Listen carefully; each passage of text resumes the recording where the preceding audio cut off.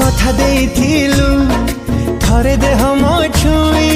रहिबु तू सहे जन्म साथीटे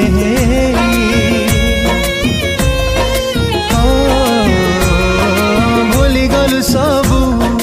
कथा पुरुणा दिन केमिति लो अनुमति देला तो मन भल तते पाउथिली बोली चुपचाप रही जाउथिली धैर्यर परीक्षा लेना लोड़ा नहीं आओ तो प्रेम